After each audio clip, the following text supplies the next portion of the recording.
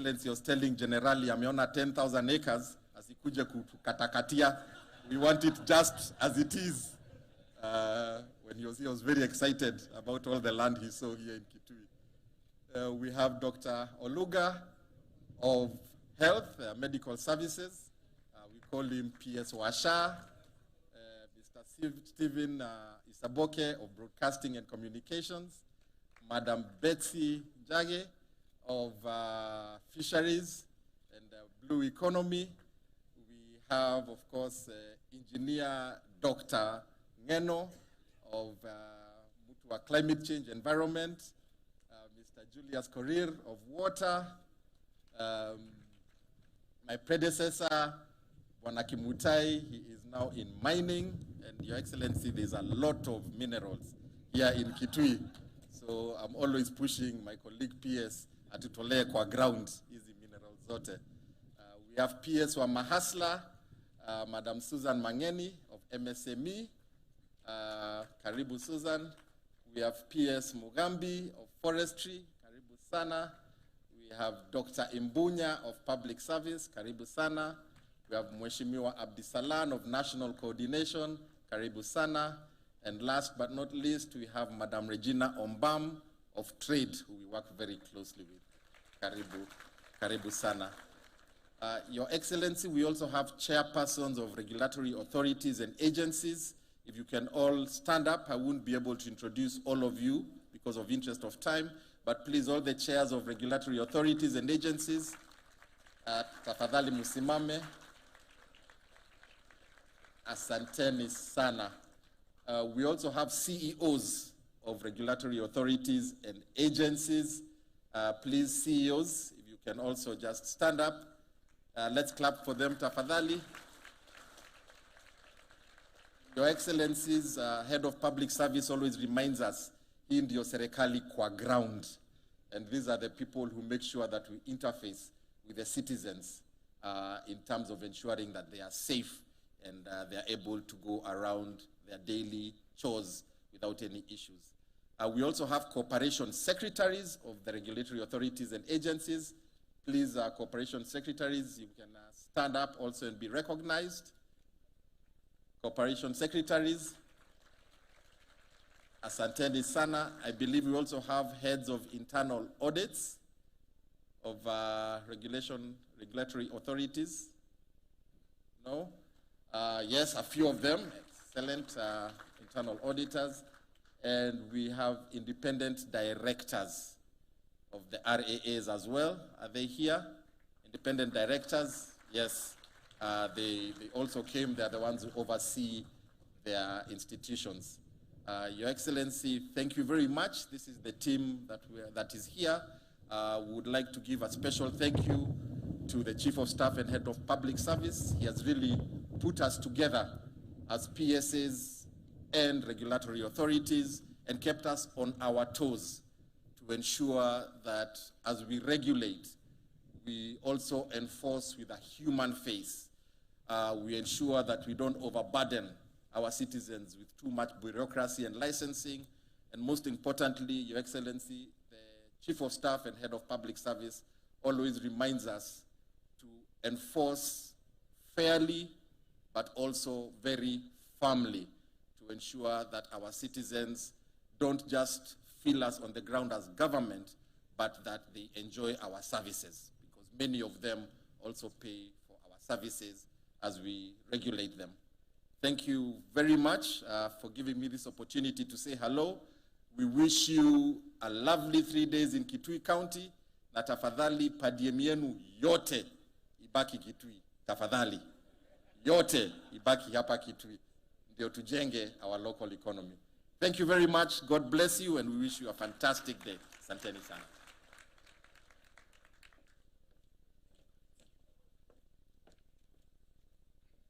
I think he deserves more claps than that, because he's the host, and you might not know, because of the vastness of this land, a snake bite, the PS is the right person to call. Just while holding your brief, PS, there are two cadres of people that have not been introduced. That is the chairpersons, commissioners, and CEOs of independent constitutional commissions, you can be upstanding. We notice you've also come in numbers so that we can also recognize you. Thank you very much. And to the staffers from the Executive Office of the President, both from the Office of the President under the Chief of Staff and the Head of Public Service, and the Office of His Excellency the Deputy President, you can be upstanding so that they see you've also come in numbers. Thank you very much. Just to remind you, the theme for today, for these 3 days is consistent measurement and evaluation of real regulatory impact, emphasis on the ground. And for you to be able to access this program, when you registered, you can be able to access the app of Eventify. Please go to the app where you can be able to access the program and you can be able to know what will happen because everything is being posted there real time. Please go to the app of Eventify for you to appreciate what comes next and for you to note that where the program and where we're headed, because today we were not able to print all the programs because of austerity measures, but pardon us because technology has been able to come in for us. And as you notice, our chief guest is that the Chief of Staff and the Head of Public Service has done many meetings of this kind. And people here today are wondering why this meeting is physical, because all his meetings are normally virtual. We've done more than 20 virtual meetings in the last about 6 months, but due to the necessity of this event, this is one of the few ones that we've done a physical meeting. To welcome us now properly, I wish to call upon the Chairman of the Council of Southeastern Kenya University, Professor Crispus Kiamba, to give us a welcome note on behalf of the host institution as we proceed. Welcome very much, Professor.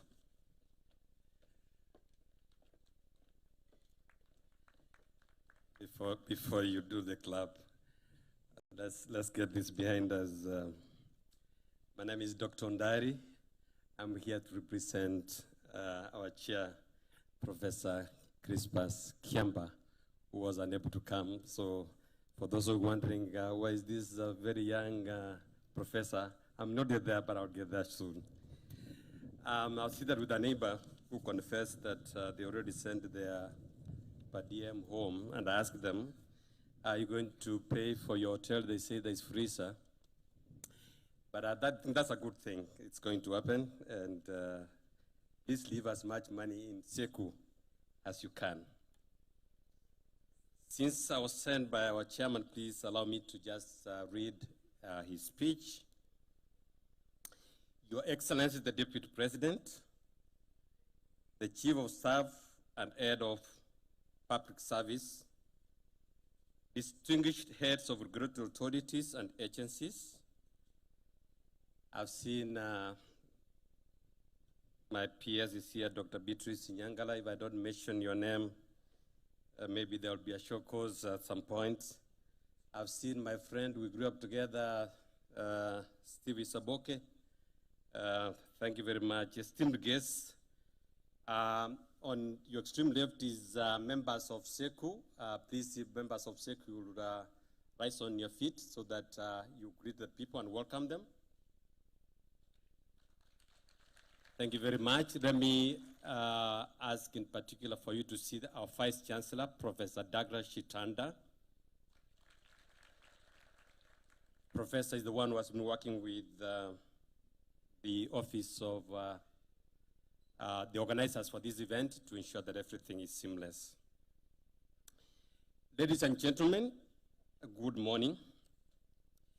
Your Excellency, it's my great honor and privilege to welcome you all to this important national forum, the third annual Revitalization and Re-energization of Regulatory Authorities and Agencies Conference. On behalf of Council, management, staff, students of Southeastern Kenya University, and the entire SEKU community, we would like to extend our warmest greetings and appreciation to each one of you for taking time to be part of this very historic event in our compound. We wish at the very outset to sincerely acknowledge and appreciate the Chief of Staff and Head of Public Service for convening this important event, conference, on this very ground where we normally hold our graduation. We are especially honored by the presence of Your Excellency, the Deputy President of the Republic of Kenya, Professor Kitui Kindiki. Your commitment to strengthen governance systems and enhance service delivery continues to inspire confidence and progress across our nation. Your Excellency, this conference comes at a critical time when the role of regulatory authorities and agencies is more pivotal than ever. In a rapidly evolving socioeconomic landscape, effective regulation is not only essential for ensuring compliance and accountability, but also for fostering innovation, safeguarding public interest, and promoting sustainable development. At SEKU, we are proud to host this conference and provide the venue and environment that enables such important national event to take place. We affirm our commitment to bridging academia, policy, and practice in support of national development and good governance. Ladies and gentlemen, as you participate in this conference, allow me to extend a special invitation to you, in particular to support the local economy by utilizing the excellent hotel facilities around this place. I am reminded that our own guest house is full for tonight, but next time you're around this place, please look for this facility and utilize it. Number two, please take time to enjoy the rich local cuisine and experience the vibrant Akamba culture, including learning a few Kamba salutations. I learned mine this morning. Let me try to say it. Mwe aseo. I did a bit louder. You know, we need to learn something. Mwe aseo. Yeah, you got it right. Number three, I'd like to encourage you to tour our beautiful main campus. Where we are is the main campus. Interact with our students and faculty and explore opportunities for collaboration. We also warmly welcome you to partner with us on research, innovation, and development initiatives that can transform this region and our economy. Your Excellency, the region stands on the threshold of transformation. In the near future, this area will host a large-scale gala goat production. Can I repeat that again? Yes, large-scale gala goat production and a major solar electric power initiative with ambition to produce at least 10% of Kenya's energy needs, while powering industrial and manufacturing growth in this region. This vision aligns strongly with the National Better Agenda of Sustainable Development, energy security, and regional economic empowerment. And we invite all stakeholders present to be part of this journey. And finally, I encourage all participants to visit the SEKU exhibition booth that is right on my left. I have done my part, and when I went there, I found that there are many good things, including honey. Yes, I said Kitui honey, but I put a disclaimer here that we have limited quantities for today. Please do not take more than 10 bottles. We desire to sell about 200 of them, 2,000 of them. Please come and visit that booth. There are a lot to learn from that end. In closing, I once again express our sincere gratitude to the conveners, partners, and all participants who have made this event possible. Once again, welcome to SEKU. Our mantra in SEKU is from arid to green. Maybe you can help me say that again. From arid to green. Our desire is not just to bring change, but to bring a complete transformation. Thank you, and God bless you.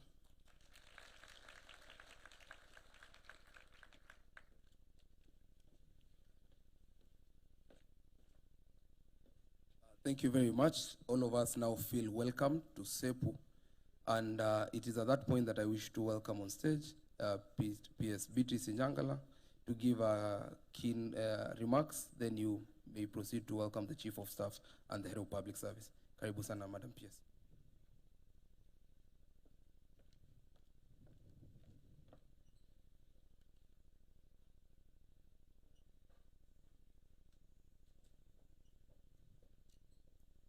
our chief guest, Your Excellency, the Deputy President, Professor Kitui Kindiki, our Chief of Staff and Head of the Public Service, Honorable Felix Kosgei, my colleague PSs, chairs, and CEOs of all regulatory authorities and agencies, good morning. Let me also add my voice as the State Department that oversights all universities to welcome you to the Southeastern Kenya University. Do you feel welcome? Do you feel at home? Good. This university is located in the center of the semi-arid and arid lands of our country. And we recognize that these lands form just about 80% of the country. This therefore echoes the importance of this university in terms of science, research, and innovation. We are looking upon SEKU University to lead innovations that will advance our agenda in terms of dryland agriculture and natural resource management. And I can assure you that we are putting all the resources that this university requires in terms of manpower, in terms of infrastructure, and skills and knowledge for it to lead this agenda. But most importantly, your convening in this university has a deeper meaning. Many years ago, all of us, I believe, walked out of a university with degrees and the power to do all that appertains to that degree. And subsequently, for each and every one of us gathered in this room, our president, Dr. William Samoei Ruto, graciously gave us an opportunity to serve in his government, to deliver for our people. And so we reflect on the power of education, that education that you got in an institution like this. How is it helping you to make a difference in the institution in which you serve? Because it has to be an education for something. It cannot just be an education for papers. What are the structures you've put in place? And are they functioning? Are they delivering what they're supposed to deliver? The officers that serve under you, they have various interests. They are a diverse group. How are you managing those interests and keeping them focused on the core mandate of the organization you serve? I know that we are all doing our best. But again, best is not best until the results speak for you. Excellency, Head of Public Service, I speak for all of us here today when I say that we wholeheartedly embrace the objectives of this conference. We have come with an open mind to share, to learn, and I know that we shall live here invigorated, motivated to push the boundaries, and the results will speak for themselves when we convene again. I thank you.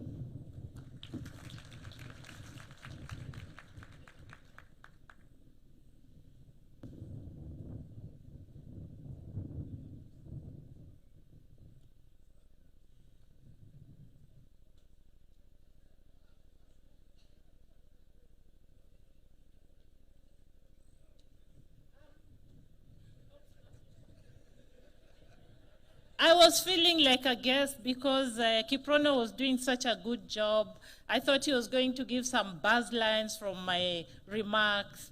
But, but again, there's a lesson here. We learn more from doing than from being told. Can we all stand? Can we all stand? Your Excellency, you may sit. Okay, I would want us to invite Hopes in a special manner. Let us rub our hands. Rub, rub, rub, rub, rub, rub.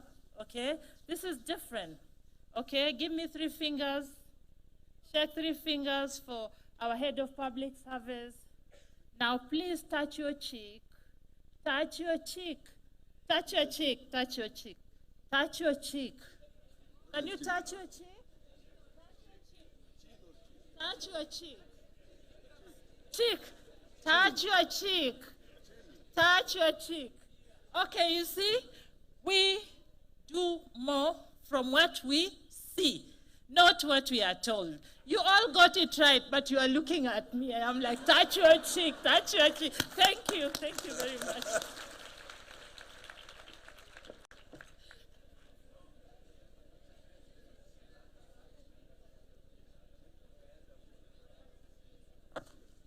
Thank you. Thank you very much, Professor Jangala. Although I think we need to meet in the office.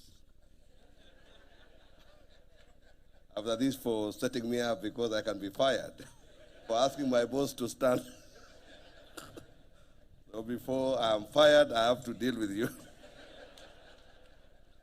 Your Excellency, the Deputy President of the Republic of Kenya, the Honorable Professor Kitui Kindiki, all principal secretaries present, all chairs of boards and chief executive officers of regulatory authorities and agencies present, all chairs and members of commissions present, all members of the standing committees of regulatory authorities and agencies present, all distinguished participants, ladies and gentlemen. Your Excellency, allow me to warmly welcome you to the 3rd Annual Regulatory Authorities and Agencies Conference, convened at Southeastern Kenya University, Kwavonza, Kitui County. We are deeply honored by your presence, which underscores the high-level attention that your office continues to accord to the performance of government systems and institutions. Through your convening authority, sustained follow-up, and engagement with ministries, departments, and agencies, your office has played a critical role in unlocking regulatory bottlenecks, reinforcing coordination across sectors, and ensuring that implementation remains firmly aligned to national priorities. In this regard, Your Excellency, your leadership has been instrumental in strengthening the linkage between regulatory action and the delivery of tangible, measurable outcomes for the citizens. Your Excellency, 3 years ago, we undertook a deliberate and candid examination of the regulatory space across government. What emerged was a system that, while well-intentioned, was not functioning optimally. We found fragmentation of mandates with multiple regulators operating within the same sectors without sufficient coordination. There were overlaps that created uncertainty for businesses and citizens, and gaps that left critical areas insufficiently regulated. In many instances, regulatory processes contributed to delays in approvals, slowed down service delivery, and imposed avoidable compliance burdens. Investors were often required to seek approvals from multiple agencies for a single activity, sometimes with conflicting requirements. Inspections were at times duplicative, enforcement actions inconsistent, and engagement with the public uneven. These challenges had direct and visible consequences on livelihoods, on ease of doing business, and on public confidence in government institutions. Most critically, there was limited measurement of whether regulatory actions were translating into real improvements on the ground. Your Excellency, these findings were grounded in a structured, evidence-based assessment that allowed us to interrogate how regulatory institutions were executing their mandates and where the gaps lay. This scientific and methodical approach informed the establishment of the revitalization and re-energization platform designed as a coordinated response to governance challenges directly affecting citizens, businesses, and the overall government performance. While regulators performed the core focus of this intervention, the platform was deliberately broadened to include other critical actors within the governance ecosystem. These include the audit space, whose role in oversight, accountability, and performance assurance is essential in reinforcing institutional effectiveness and ensuring that corrective actions are sustained. Within this framework, regulatory authorities and agencies were specifically identified as catalysts and stimulants for positive change. By virtue of their mandate, regulators oversee implementing agencies, enforce standards, and interact directly with citizens, businesses, and markets. Their position at the intersection of policy and implementation makes them a powerful lever for improving service delivery and restoring public confidence. Your Excellency, in advancing this work, my office has been guided by the responsibility assigned under Executive Order Number 1 of 2025 to ensure the overall efficiency and performance of government. The campaign on revitalization and re-energization of RAs was therefore designed as a whole-of-government effort anchored on clear accountability and sustained coordination. This campaign targets key actors across the governance chain, beginning with principal secretaries who serve as accounting officers with oversight responsibility over regulatory authorities and agencies. It extends to the 39 standing committees established within state departments, which have been tasked with ensuring that the objectives of the campaign gain traction, are sustained, and translate into measurable improvements. At the center of this effort are the 127 regulatory authorities and agencies, whose leadership is responsible for the day-to-day execution of regulatory mandates and for translating policy intent into practical outcomes on the ground. Your Excellency, the journey over the past 3 years has been deliberate and progressive. We began by restoring clarity of mandates and expectations. We then moved to strengthening regulatory tools, improving coordination across institutions, and deepening engagement with stakeholders. Today, we stand at a defining point in that journey. The question before us is no longer whether systems are in place, but whether those systems are producing results that can be seen, measured, and felt.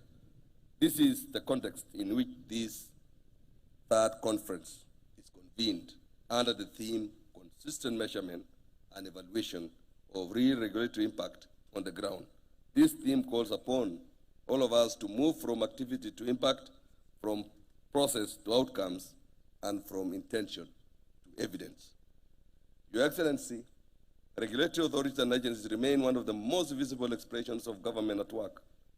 It is through their actions that citizens experience order, fairness, safety, and predictability in their daily lives.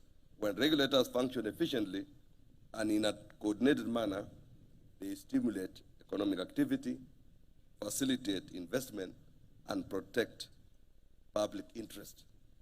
When they do not, the effects are immediate and widely felt. It is therefore imperative that regulatory action consistently demonstrates that government is working and working effectively for its people. Your Excellency, as we consolidate the gains made under this campaign, we are now entering the next phase of this journey.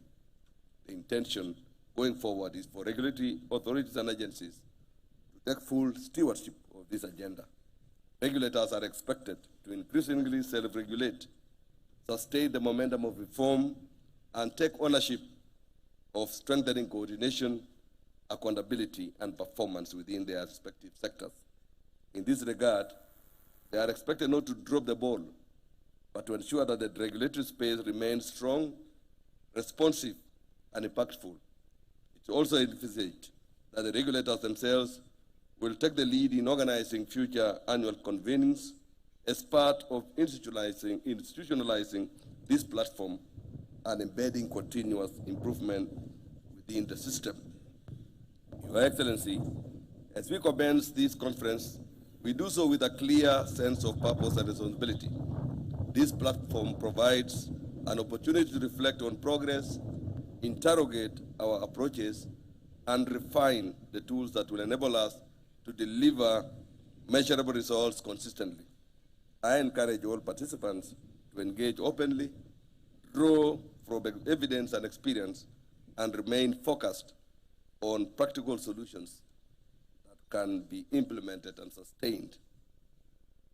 With those few remarks, Your Excellency, and I want to really thank you for finding time to come all the way from Nairobi to Kitui. I know, Your Excellency, you were keen to join us in Eldoret last year. But due to the timing of the conference, it was so close to Christmas, and I think all of us had decided to have other plans. But all the same, a strong team that you sent, about 5 cabinet secretaries came, and they represented you ably. Your Excellency, it is now my honor to invite you to give your keynote address and officially open this 3rd annual RRS conference. Thank you, and karibu sana, Your Excellency.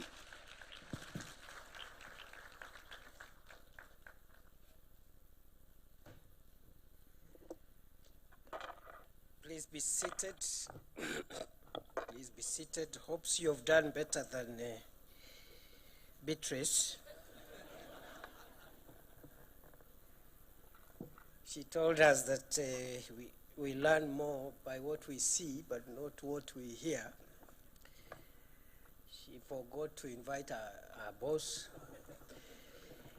And even when she was reminded, she went back to the podium and said and did so many things, except inviting the head of public service. So I was asking P.S. Raymond, so what did Beatrice go back to do? Because she did not invite Felix at the end.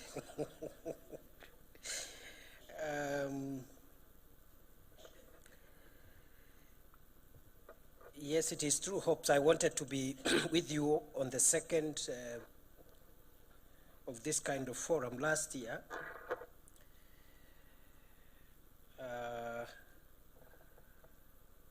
But I didn't go for early Christmas.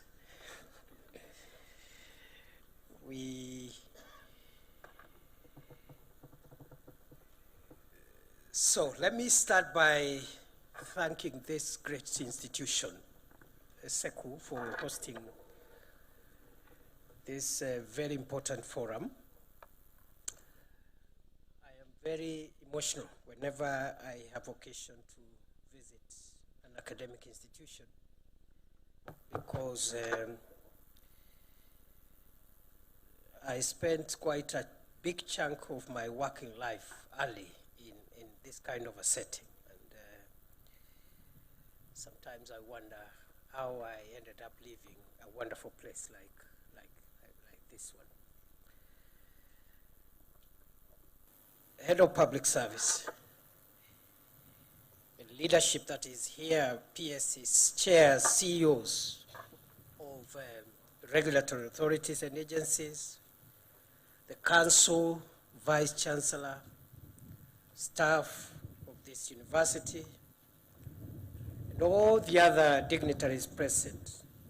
I am pleased to join you this morning at your annual 3rd Regulatory Authorities and Agencies Conference.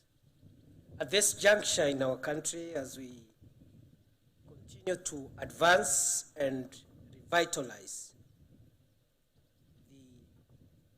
the ecosystem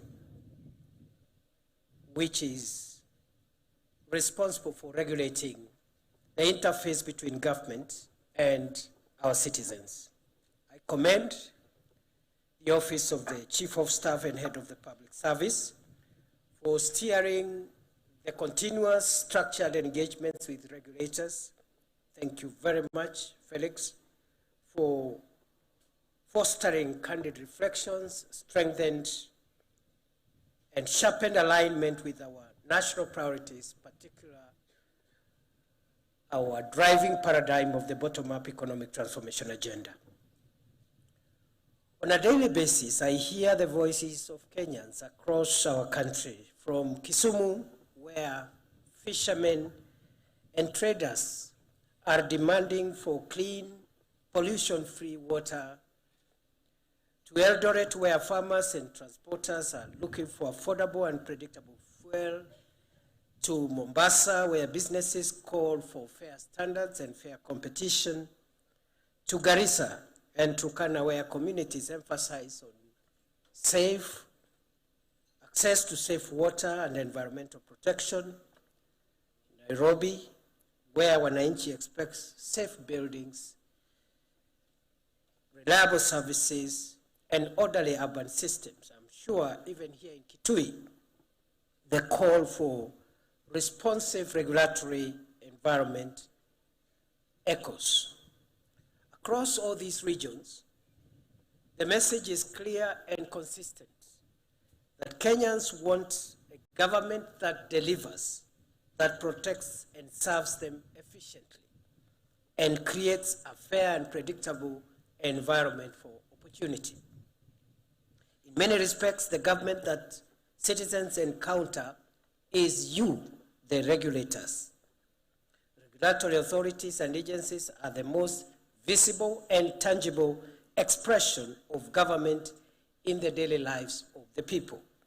You exercise statutory power to license, set standards, enforce compliance, inspect, approve, and sometimes take action.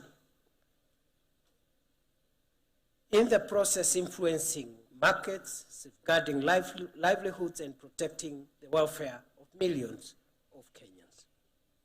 Today, as has been said, the government consists of 127 regulatory authorities and agencies operating under various state departments, each with far-reaching authority across the economy and society. Consequently, millions of daily interactions between citizens and government occur through these agencies. As such, no citizen should have to ask, where is government? Because government is present wherever rules are set, standards enforced, safety assured, and fairness is upheld.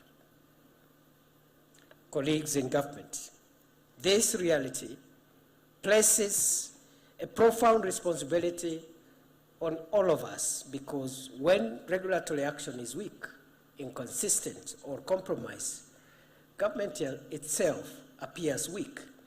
And when regulatory processes are opaque or unfair, government is perceived as unjust. But when regulation is firm, fair, and predictable, government earns trust, credibility, and legitimacy.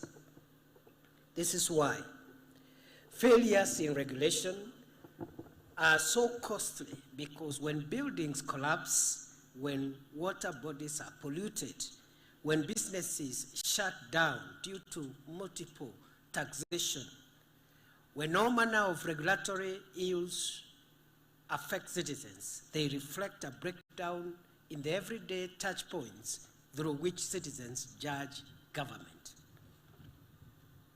The Constitution provides guidance on the obligations of the public service, of which the regulators are a part. Under Article 232, the public service generally is required to be responsive, accountable, transparent, and efficient. And this must be demonstrated through the actions of regulators who set norms establish and enforce standards, and ensure order in the functioning of the economy and society. This is why the theme of this conference, consistent measurement and evaluation of real regulatory impact on the ground, anchored on evidence, impact, and accountability, demands a decisive shift from reporting activities to delivering results, from process to outcomes, and from intention to measurable impact in the lives of citizens. Colleagues, we must be able to show, using credible evidence, that regulatory actions are reducing risks, improving compliance, enhancing fairness in markets, lowering the cost of doing business, and ultimately improving the quality of life for the people of Kenya. At the same time, we must ensure that the presence of 127 regulators translates into coordinated strength, clarity, and efficiency, rather than duplication, confusion, and delay. Today, we are called upon to embed a culture of evidence-based decision-making, continuous monitoring and measurable performance in our operations. Regulatory authorities and agencies are challenged to adopt clear indicators, credible data systems, and regular evaluation mechanisms to ensure that regulatory actions translate into tangible outcomes. Ultimately, our success will not be measured by the number of regulations issued or inspections conducted, but rather by the real improvements experienced by citizens through safer products, fairer markets, reduced cost of doing business, and enhanced public trust in government. The effectiveness of government will largely be a reflection of the effectiveness of regulators. Colleagues, I also wish to emphasize the importance of visibility in regulatory work. It is not enough that you are working. Your work must be seen, felt, and experienced by the citizens you serve. Government action must be clear, consistent, and visible in the public space, reflecting the seriousness and discipline with which we execute our mandate. We cannot allow the narrative to be shaped by the naysayers when real and meaningful work is being undertaken across our institutions. I therefore urge you to ensure that your actions are clear and visible, that your impact is felt on the ground. I urge us to shift from the conservative, philosophical approach to regulation to a more responsive and citizen-centric stance in recognition of the impact of our actions and decisions on public trust. Let us commit to delivering regulation that is firm, fair, visible, and impactful. I think I can stop there and declare the third annual Regulatory Authorities and Agencies Conference officially open. Thank you very much. The reason I have decided to stop there is because I want to listen a little bit on some of the presentations so that I maximize on this rare occasion I have. I was telling Felix that since I left academia some years ago, almost 20 years ago, I rarely get an opportunity to speak refreshing things and to get enriched to the kind of things I do on a daily basis. Are quite complicated things, you know, and the discussions are quite down here and difficult. So when I have a moment like this one, I savor it. So I will hang around for about an hour and listen to a few more speakers because I have seen wonderful people here, and I'm sure the resource persons who are going to speak have ideas that we can pick from. I've even seen my professional senior, Professor Makau Mutua here, who in 5 minutes can write a book. So we, please a round of applause for Professor Makau. I think he's one of the most successful sons of Kenya. Very humble, very measured, but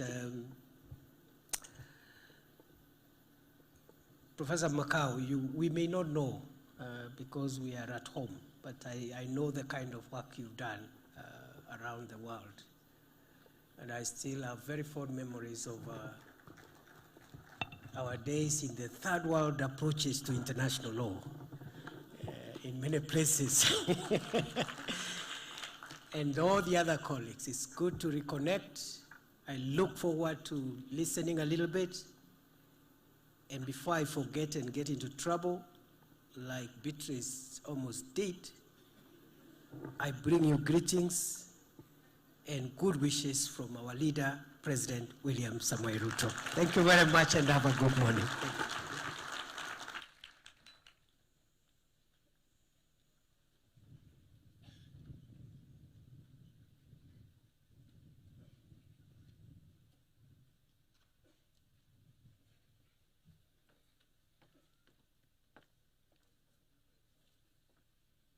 Another round of applause for His Excellency, the Deputy President.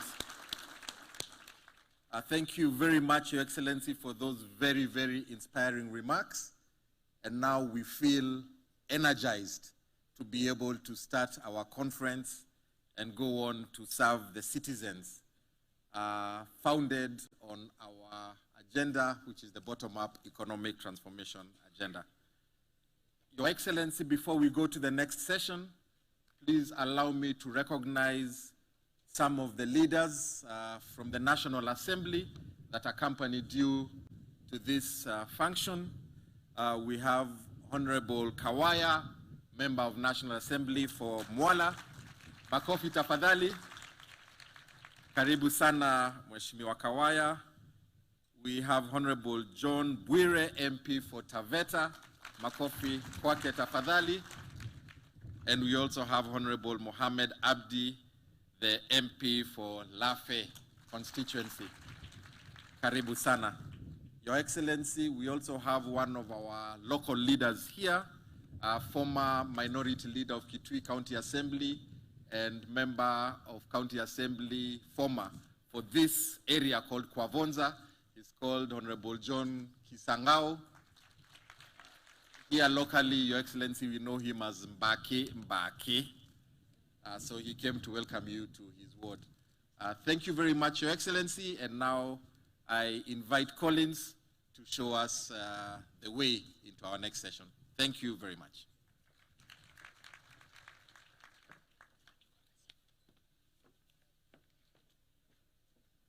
Thank you very much.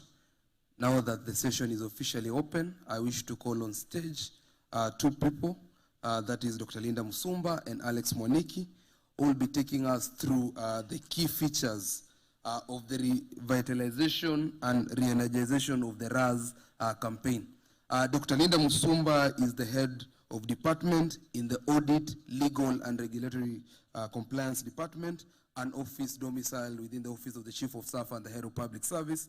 And Mr. Alex Mwaniki is the Director, Regulatory Compliance within the Department of Audit, Legal and Regulatory Compliance. Please, you may take up the stage. You can have the two microphones so that you can be able to proceed. Karibuni sani. Mukaribishe kwa makofi.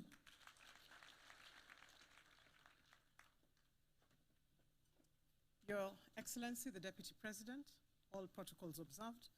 We'll make a short presentation with my colleague, the Director of Regulatory Compliance, Mr. Alex Mwaniki, on the reason for why we're here, the details of what our Chief of Staff and Head of the Public Service had indicated earlier, just so that you can be able to understand a little bit of why we're here. All right, thank you very much, Your Excellency. We'll go quickly. It's a presentation of why the revitalization and re-energization of RAS, and we hope the presentation can be put on the screen, please, so that we quickly follow. And Daktari, why did the head of public service initiate this campaign in the year 2023?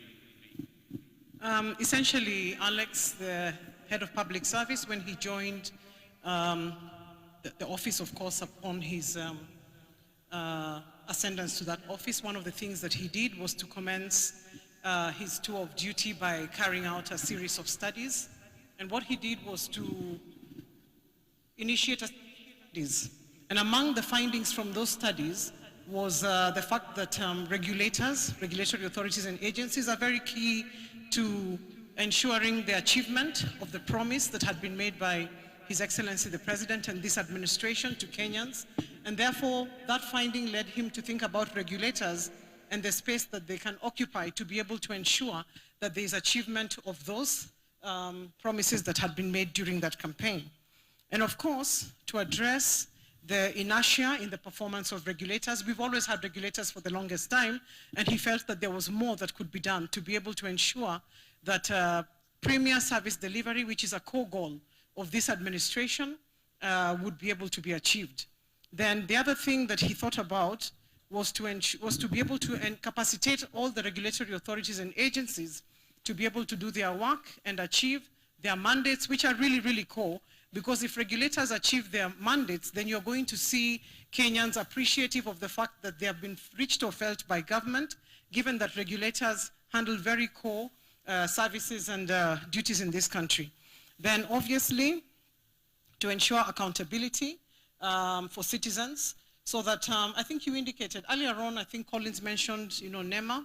So all of us, when we leave our houses in the morning, we experience either a good circumstance or situation in terms of rubbish disposal, and those sorts of things that Kenyans have habitually complained about. So it was to make sure that those things that press Kenyans, they are sorted out as quickly as possible. But Alex, perhaps you could be able to let His Excellency the Deputy President know who the actors in this campaign are. All right, and thank you, Daktari. And I have been assisted by our boss, the head of public service, who did indicate in his remarks who these actors are. But I'll quickly run through the next slide where we have the head of state and the messages that the head of state has given to all of us right at the helm. And then we have from our office, the Chief of Staff and Head of Public Service. Next slide. And under the Chief of Staff and Head of Public Service, we now have 40 principal secretaries. These are the 40 principal secretaries that have regulatory authorities and agencies in their State Department, cutting across every sector that there is in the Republic, from the health sector, from the aviation sector, environment, food, agriculture, name it. So we have the 40 principal secretaries, and these 40 principal secretaries have appointed 40 standing committees. The standing committees, Your Excellency, really just then assist the PS to follow up on the various things that have come from the head of public service and to ensure the various returns that have been sent to the head of public service are analyzed. And it's also the point where if there are any issues that a regulator is facing, this is the first point that they would go to before then being escalated upwards. Now, we have 129 chairpersons of boards of regulatory authorities and agencies. And below them, we have 129 chief executive officers who are all present here, 129 corporation secretaries, 129 heads of internal audit. And these 5 categories, Your Excellency, are important in closing that loop. So you have a head of internal audit who understand what is this campaign asking? What does it mean to audit just more than the financial resources that we are used to from the heads of internal audit? Are they now auditing that you have a mandate under your enabling instrument to perform certain points, and are you doing it?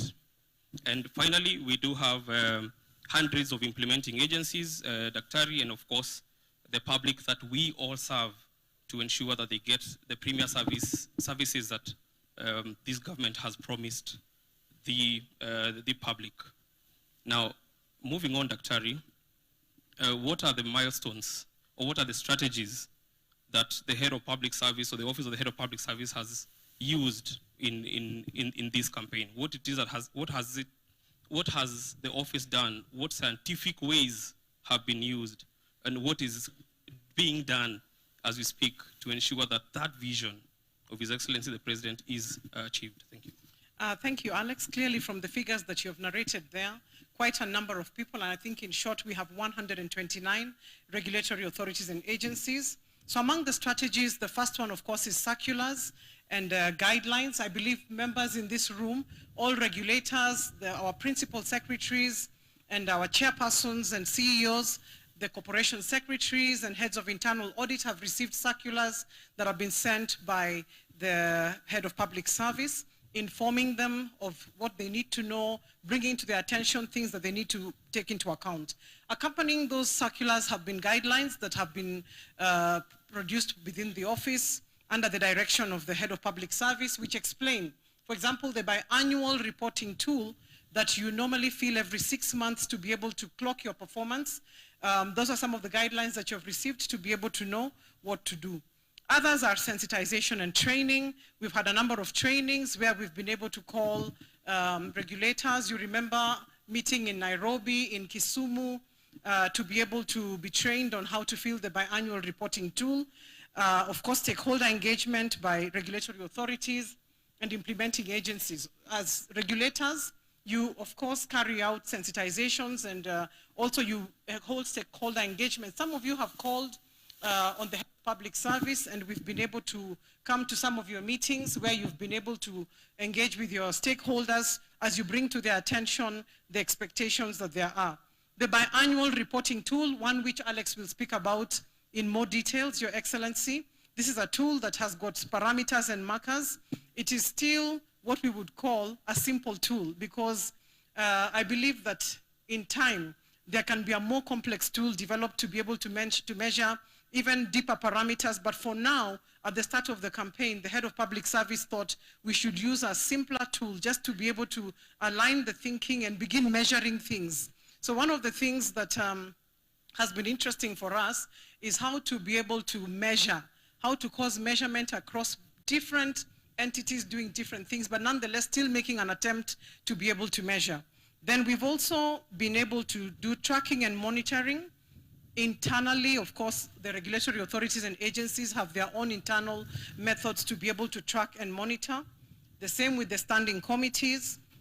At the Office of the Chief of Staff and Head of Public Service, we are very keen. He's actually very keen, being a scientist himself, on tracking and monitoring. So we have a lot of tools in the office that we use to be able to measure and track. I think the majority of you will attest to the fact that when you have not handed in your report on time, we have called you. And how do we know? It is because we are tracking, we are monitoring everything that is being done under this program.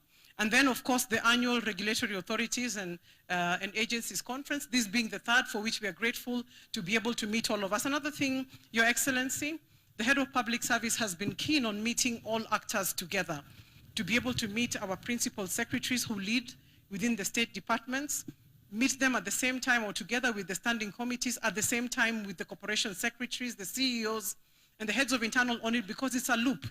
If you call only the PSs at all times, no doubt there are meetings which will be exclusive for the PSs.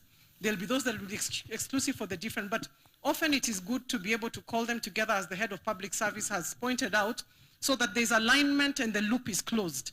The information is communicated at the same time and people receive it at the same time in the same way.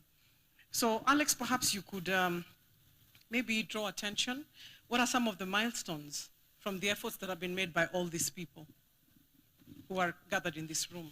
All right, some of the milestones, and I'll go very quickly through these ones, is that there was an exercise at the beginning of this administration where the office reviewed the executive order to isolate all institutions that carry out regulatory mandates or roles and onboard them to this campaign.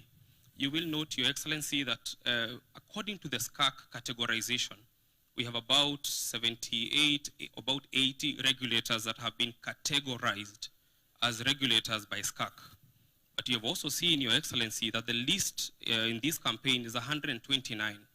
So that exercise involved going through the statute of every agency that we have in government and picking out, of course, there's the obvious 78, 80 that are regulators, but then beyond that, we have a whole lot of others who have a mandate that is regulatory in nature. They set standards, they superintend certain things, they enforce certain things. They have not been classified as a regulator, but they do have a role. That was the first task. And that is the people who are presented in this room. We've had a challenge sometime, and I'll speak to it shortly, when the person you're speaking to as a regulator indicates, but I'm not a regulator. And we have to open the act that establishes them together with them.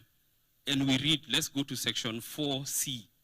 And that right there is what the head of public service is looking for. Because the moment you then don't pay attention to that provision that gives you powers under the law to either cancel, register, license, and so on, then we'll have a problem. The loop will not be closed. Of course, the sensitization of the RAS, Dr. You have spoken to that in detail, and then spotlighting performance and achievement of the core regulatory mandate as an integral part of daily operations.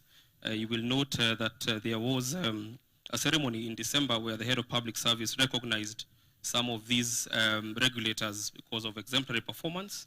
And I think it's something that is going to then be happening every year as he guides us on certain parameters that the office has established.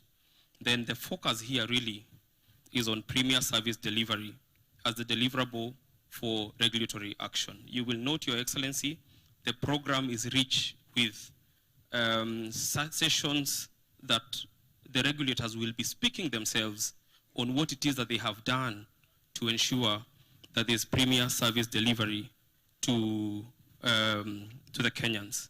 But those are just 4 of the milestones. And Daktari, would you maybe speak to the other 4, because they are quite a number? Very quickly, was the development of a framework for the working of the regulatory authorities and agencies space. That is the tool itself. To make that tool, we were able to have feedback from some of the regulators who were able to tell us their thoughts, as well as from the principal secretaries. We sent out a questionnaire just to be able to get feedback on that. And then today, Your Excellency, there's the regular self-evaluation as a mechanism for managing and progressing performance. This is where you ask regulators to be able to evaluate themselves based on certain parameters. Being the 3rd year and with about the 4th or the 5th biannual report, we track from the last 2 that a regulator has been able to hand in and see whether you rated yourself at 5 in the last 3rd one.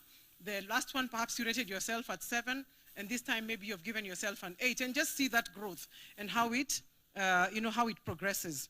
Then the annual RAS conference, this being a very wonderful space for regulators to be able to have peer review and be able to speak to one another. There has emerged, of course, a community now of the regulators who know one another, and they're able to cross-check and find out more about what each is doing. We've also seen some regulators collaborating, being able to work jointly because their mandates either overlap, that's a solution to the overlap, or their mandates are complementary, and therefore working together has been a good thing. Something that the head of public service alluded to, the element of self-direction, hoping that, as he said, in the conferences, from this conference going forward, that there can be an element of the regulators themselves also taking charge of themselves to be able to come together and see how they can be able to move together. So I think lastly, Alex, perhaps you could be able to talk about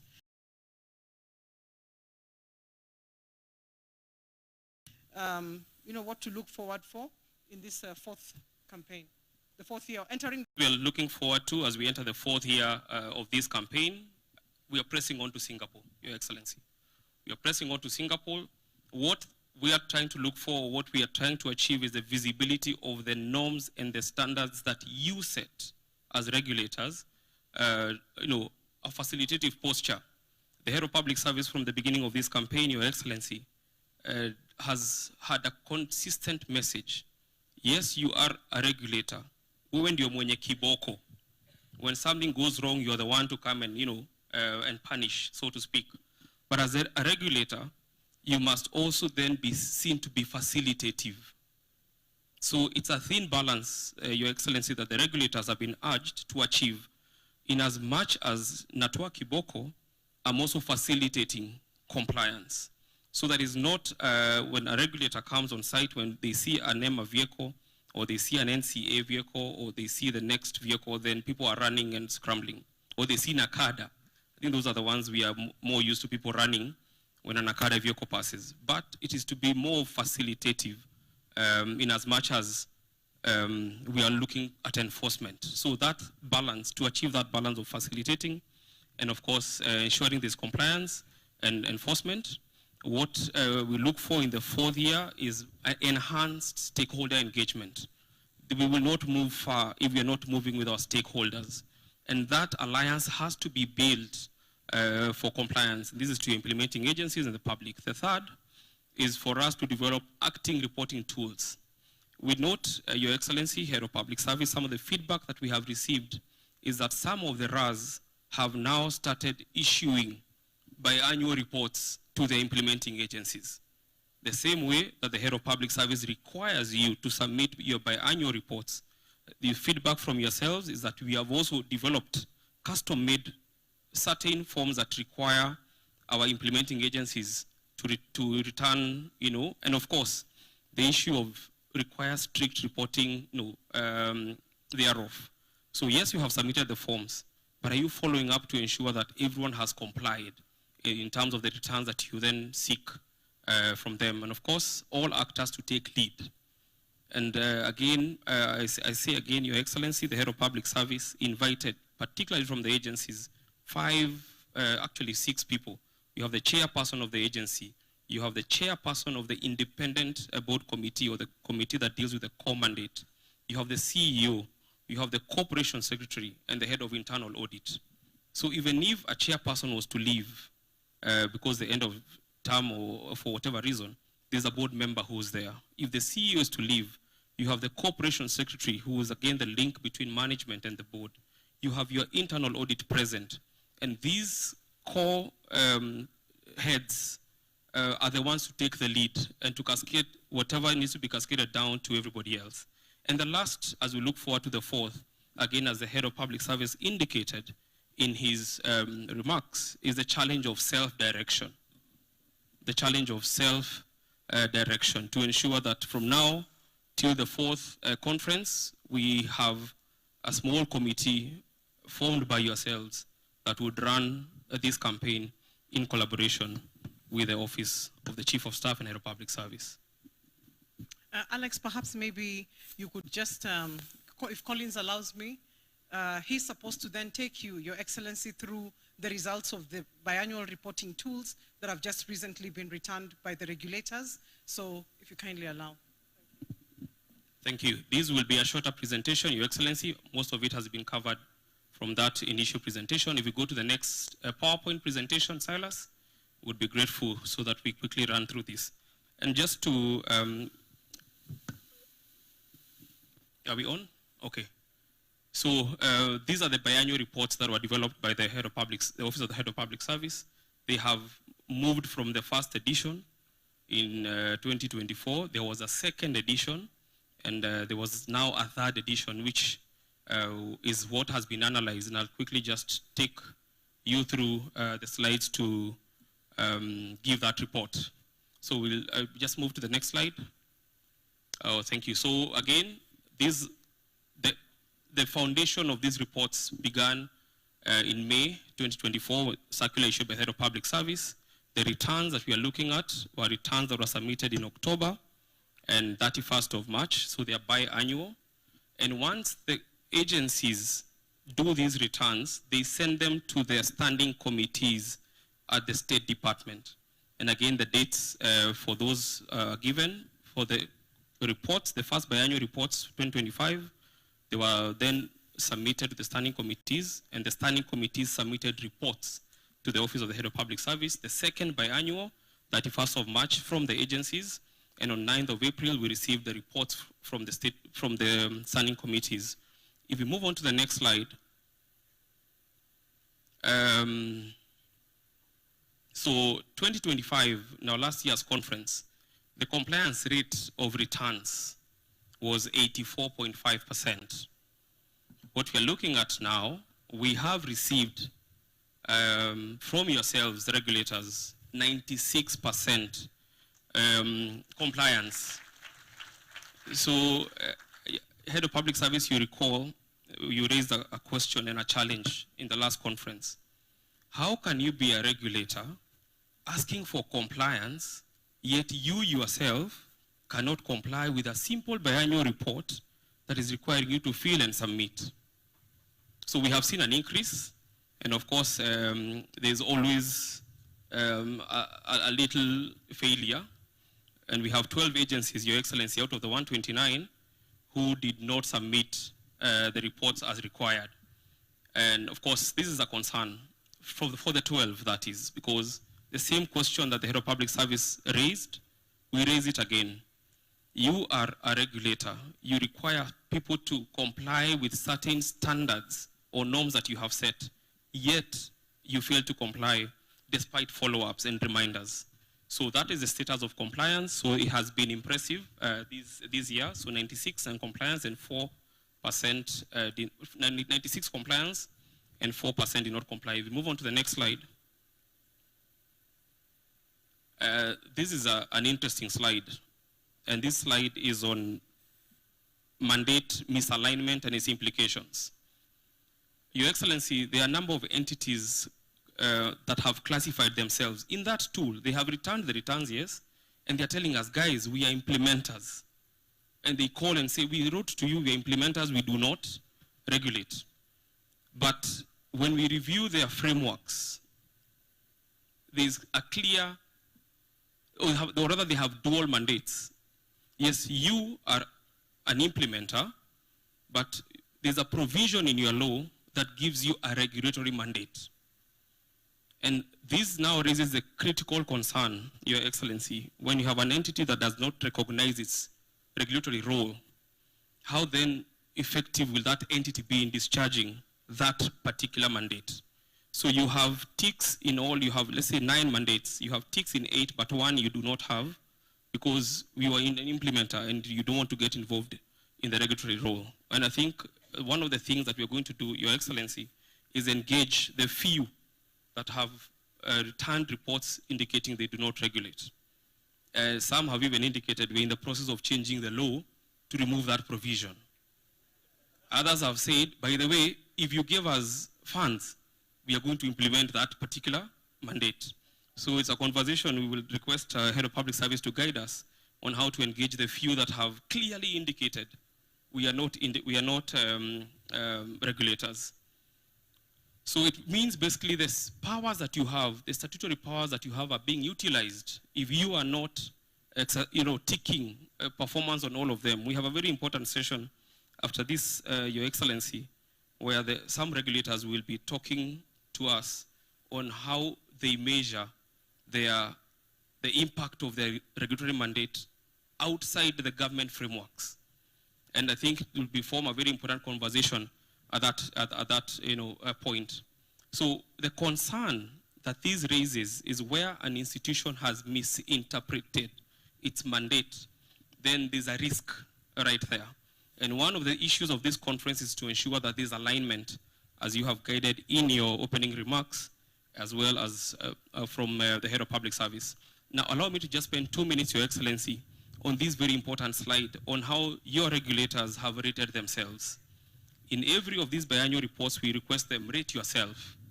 So 24%, 24.5% rated themselves a perfect 10. And they have indicated, we have seen, we checked all the parameters from our performance. It's a perfect 10. It's always that example when you ask a public servant to rate themselves, and you see a picture of the cat, which is a public servant, but when they're rating themselves, is a reflection in the mirror of a lion. That is what self-rating is. You're a cat, but because you have faith in yourself, you are seeing the lion. But here we have a challenge, Your Excellency. 52.5%, which is more than half, gave themselves a confident 8. So they said we were 8, and they gave a few reasons. If we get these, we fix this, we'll be 10. Now, 9.5%, it was a fair. They just said Tuko 5-4, and again, reasons are given. And the 9.5% did not rate themselves. Your Excellency, these are the people who said we are not regulators. So in that tool, they said NA everywhere. So even the rating themselves, they did not rate themselves. And the question that begs is, the head of public service has requested you to rate yourself. And it's an important slide because even those who rated themselves as fair, they gave certain reasons that the office is then able to pick up and facilitate to ensure that every regulator can rate themselves 8 and above. So the overall was self-confidence, majority were there, but we must explore, and part of this conference will be doing this, what top performance means and address those gaps that exist in self-assessment. And Your Excellency, even in those who rated themselves as 10, we must all ask ourselves, if I am a regulator and I'm rating myself as 10, does the ground reflect that 10? If I regulate a particular area or a sector, is that sector excellent or is that sector now at Singapore? Because if it's not, then you can't rate yourself at 10. So it is a scientific process that has to be done to ensure those self-ratings, and as Dr. indicated, we have to look at your rating in the last biannual and the last 3 biannual reports, so that when we analyze, we are getting value for what it is that what we need. If we move on to the next slide, I will not go through these in more than 30 seconds. These are some of the key factors that they indicated. This is working, and this is what is helping them rate themselves at 10. There are those who say we have digitized so many processes that were manual, that were slowing us down, and that's where we are at 8 to 10. There's risk-based models, and this is where the internal auditors come in and have really assisted in that. There are those who have said we are at 8 to 10 because we have clear plans, we have clear targets, we measure, and these are the results, and it's very clear. Stakeholder engagement, some of them sent us pictures and pictorials of them engaging their stakeholders. Those who said we are at this level because we have informed boards. The boards have been sensitized, they have been informed. We have capacity build our staff. We have better standardization, and of course the proactive enforcement. If we move on to the next slide, which is the barriers, those who are below, who are fair or lower, they said we do not have funding. Your Excellency, this has been a standing barrier from the first conference, from the first engagement. But also, Your Excellency, you will note that there are some entities that have gone beyond what it is that is provided for by government. They have found ingenious ways to get funds, particularly for their core mandate. So we have solutions for all these. They have been discussed. There's inadequate staffing. Again, the question will be thrown back to the board and the management. There were those who said it's a legacy backlog. We are still trying to clear what was done badly in the previous times. External dependency that elongate end-to-end timelines. Now, from number 5, Your Excellency, you have a regulator that says that we are doing so badly because we have manual and complex licensing processes. Yet the solution for that number 5 is within you. Those who had manual and complex licensing processes, this is what they did. And actually, most of them have told us, we activated very simple digital processes to ensure we are efficient. There's poor technology integration. Again, the solution for this is within the regulator. Uncertainty due to new policy directives. It's those vague responses, Your Excellency, that someone would give, but it's not very clear what this means, but they were there. And then pending bills and operational interferences, and outdated acts and legislative pieces. There are those who have said, if you change our regulations, we will be able to regulate. If you expand our mandate, we will close the loop. If you close these other ones so that there's no overlap, we are going to be better. And the head of public service has been clear, where their mandates overlap, you synergize. We have seen it happen, Your Excellency, and I think part of the ones that have done very well in the construction center, where we have about 3 or 4 agencies coming together, forming a committee together with the Ngaos, together with the police, so that they're able to move as one entire sector whenever they are doing whatever they need to do. I will not move on to, we can just go on to the last slide because of time. If we move on to the next slide. Okay, this slide, in just 2 seconds, 31%, there was a question in the questionnaire. Have you been recognized? Have you been recognized or rewarded or acknowledged? 31.5% said they had, and they gave instances and the evidence that because of our work, we have been recognized in the African continent, in the East African region, and so on. And that's 31.5%. So 31.5 of 129 do have been recognized. Your Excellency, last year the number was much lesser. So there has been an improvement. And as a result of this campaign, we have seen more visibility of these regulators and also being recognized. Let's move on to the next slide. The next slide, we have some suggestions, and these ones came from the RAS. If you move on to the next slide, move on to the conclusion, the last slide. Oh, sorry, no, previous slide, sorry. Just allow me to, one of the suggestions here, besides the digital transformation overhaul, is the zero tolerance enforcement policy. And this is an element where it is your members of staff, it is your compliance officers, it is the people who you send out to ensure this compliance that make all the difference. And this again is in line with what was mentioned here earlier of that campaign that the head of public service has initiated of prompt corrective, lawful consequences, prompt corrective action and lawful consequences for infractions the public service. So if you have officers who are not able to deliver within your mandate, enforcement officers, you never get to the 100% that is desired. We have quite a number of suggestions there, Your Excellency. Move on to the last slide. I'll conclude. I think I've taken more time than I had been given. But just to conclude, we spoke about the 96% compliance. The head of public service will, of course, deal with the 4% in a very special way. Of course, RAS, it's clear they are increasing, leveraging digital tools and stakeholder engagements. The key challenges that have persisted, we have indicated them, and the proposed radical measures, including the digital transformation, and finally, specific recommendations in governance, monitoring and evaluation, which we'll speak about in detail in this conference, stakeholder engagement, technological adoption, and provided targeted solutions. As I conclude, Your Excellency, the people sitting in this room are what we call the government. When people say, serikali kona mkono mrefu, Your Excellency, they're all in this room. From the finance sector, KRA is in this room. From the aviation sector, KCA is in this room. Environment sector, the government is in this room, Your Excellency. And if everyone does what they are supposed to do, we will have Kenya tuitakayo. I thank you.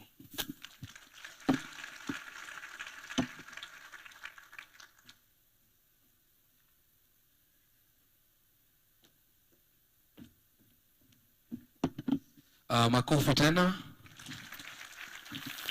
Your Excellency, just in case those presentations did not give you the reminiscence of your days in academia, just the next title alone will rekindle the good memory of your days as a professor. Now, the next presentation is going to be done by the senior advisor to the President on Constitutional Affairs, that is Professor Makau Mutua. Let's not clap yet, let's wait for the title. The title is even more captivating than the name. The title is the constitutional grounding for the setting of norms and standards and their enforcement by regulatory authorities and agencies. It feels like an introductory course in the social foundations of law. So for those of us who are seated in this room and they are not lawyers, please, you'll receive a certificate for participation. For Law Class 101, that is the social foundations of law. So please, let's pay attention for the next few minutes so that you can all receive your certificates. Karibu sana, Professor. Thank you very much. When they elevate you, they intend to bring you down. So you should always be careful when they sing very many praises of you. Of course, with the exception of what the Deputy President said, Your Excellency, the Deputy President of the Republic of Kenya, Professor Kitui Kindiki, and my colleague in the legal profession and in the professoriate, Professor Kindiki is a thinker and an academic of no mean repute. And I just want to say that we never had a government in this country that is led by two PhDs. The president, of course, has a doctorate, and so does the professor here. And so therefore it is, if you want to think about it this way, it is a thinking government from the very top. But one thing that humbled me and almost brought me to tears was the very kind words that the Deputy President said about me. As he knows very well, when you go to the academy, you don't go there to get accolades. You go there to think, and you go there to help society, because society is the one that educated you. And for me, and I think for him as well, because we come from the part of the world that used to be called the third world, our scholarship is not done to amuse ourselves. It is done to help our societies. And, so I want to say I'm so pleased to see a professor in this hallowed office of the Deputy President. And I want to say that you set a good example, that there is hope, for some of us, that you can transition from academia to high office. I also want to thank my good friend Felix for inviting me to say a few words here at this conference. I don't take it for granted, Felix. I appreciate it very much. And I can see from the presentations that have been made here that a lot of work has gone into reforming the regulatory state that is there in Kenya. I wanted to say that for most of my life, I've existed outside the state. In fact, in contest against the state. And at one point, some of you may not know, I was actually exiled by the state of Kenya. Today, I find myself in a very peculiar space because I am now working inside the state. And I want to say that part of what makes my work easier within the state is because of folks like the Deputy President. This is a thinking government. I don't think that I could have survived. I don't think that I could have survived in any other government prior to this period. If I had tried, I would have lasted 1 second.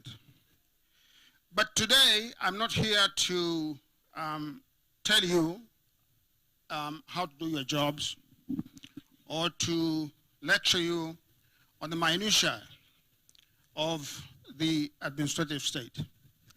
The administrative state, as you know, in some countries is called the deep state, meaning that it is that part of the government that is perpetual and that keeps the state going.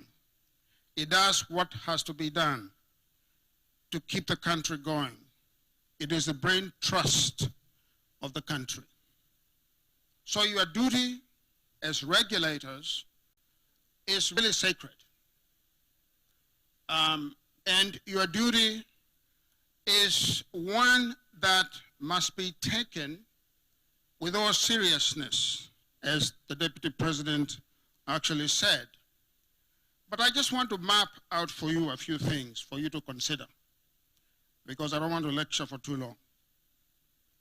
The first thing that we should understand, to ask ourselves, is what kind of a state are we in? What kind of state do we have in Kenya? Because unless you understand this fundamental question, you will not be able to understand the purpose of your job. Not how to do your job, not how to count things, not how to categorize things, not how to see like a state, but what kind of a state are you in? And what is the purpose of the state that we call Kenya today? And I want to say that we are not a nation. I want us to begin there. We are a state, we have a government, we have a country. But we are not a nation yet. We are a nation in embryo, meaning that we are like a child who is being baked in their mother's womb. And I say this as a student of the African state, and as the Deputy President knows, he's also a student of the African state, and the others in the audience I'm sure are. This is not a state that we ourselves created. It's a state that was forced on us by others. And since 1963, we have been trying to tame this state, to make it ours. States can be either benign or malign. They can be either benign or malign. Because a state essentially is a creature of violence. I want to repeat that. The state is a creature of violence. But I also want to say that not all violence is bad. Okay? And you can quote me on that. State is a creature of violence that oscillates between being benign and being malign. It oscillates between those two pendulums, of being malign or being benign. And the purpose of the state is three arms of government: the legislature, the executive, and the judiciary. Is to submit itself to the people. That is the predicate of the 2010 Constitution. To subject itself to the people who are sovereign, as the Deputy President has so eloquently talked about in many forums and written about. This is the first objective of the state: to understand that the people who live in it are not subjects, that they are citizens. That the colonial state treated us as subjects.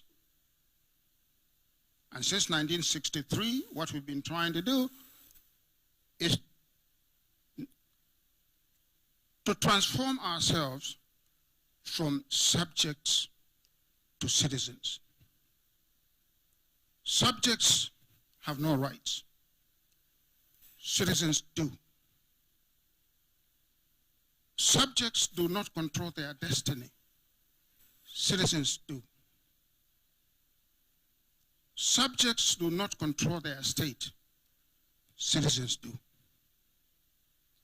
So this is one overarching normative lesson that regulatory agencies and authorities must understand. That you are not here to superintend over citizens.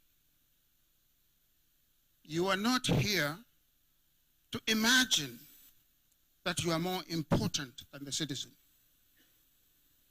because the highest office in the land is not the office of the president, it's not the office of the deputy president, it is not the office of the directors of agencies.